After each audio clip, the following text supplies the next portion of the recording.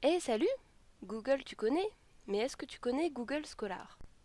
Alors, Google Scholar, d'abord, c'est quoi? Comparons avec Google.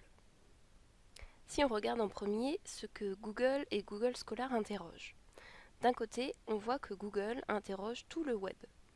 De l'autre côté, on voit que Google Scholar interroge les ressources universitaires et académiques. Si je regarde ensuite ce qu'ils interrogent, je vois que d'un côté, Google interroge tout le web, donc aussi des sites, des forums, des encyclopédies, des blogs, bref, de tout.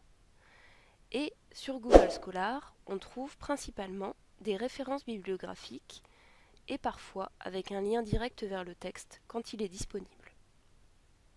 Par contre, que ce soit dans Google ou dans Google Scholar, c'est le même topo, il y a des biais de recherche. Dans Google, il faut faire attention, les résultats sont classés en fonction de ton profil d'utilisateur et de la popularité des sites web. Dans Google Scholar, je ne suis jamais certain de la qualité des articles sur lesquels je vais tomber. Qu'est-ce qui m'assure par exemple qu'ils ont été relus par un comité de lecture? Passons à la recherche.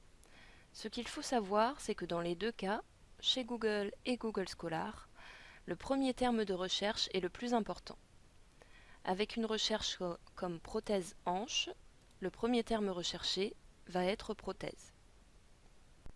Alors quelques petites astuces de ce qu'on peut taper dans les barres de recherche de Google et Google Scholar. Je vous ai parlé de l'importance du premier mot-clé, mais on peut penser aussi à exclure un terme. Dans ces cas-là, il suffit de mettre un petit moins devant le terme que l'on veut exclure. Par exemple, si je cherche cancer du sein des hommes, je mets moins femmes pour que n'apparaissent que les résultats concernant les hommes. De même, pour chercher cancer du sein, je peux entourer l'expression de guillemets pour lui dire que je cherche exactement cette expression-ci. Pensez aussi à l'étoile qui permet de remplacer une ou plusieurs lettres à la fin d'un mot. En cherchant psych étoile, je cherche par exemple psychologie, psychiatrie, psychologue, psychiatre. Il n'y a pas besoin de mettre l'étoile tout le temps. Google cherche au singulier et au pluriel.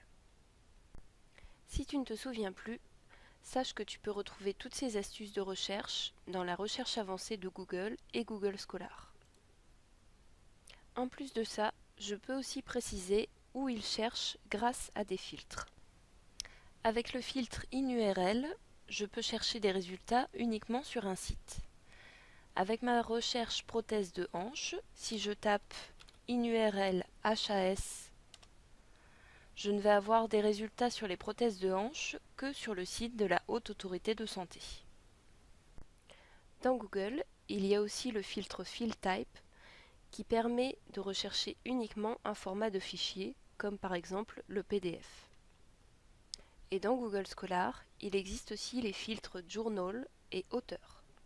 Si je ne veux trouver mes résultats que dans la revue du praticien, ou dans une revue spécifique, je tape ma recherche, Journal, la revue du praticien. Attention, cette fois, il y a un espace après les deux points. Et là, je n'ai des résultats que sur la prothèse de hanche et que dans la revue du praticien. Alors, ça te parle Google Scholar maintenant? On y voit plus clair, non? Eh bien voilà, on a fait un rapide tour d'horizon de l'ami Google. Alors, à bientôt. Salut!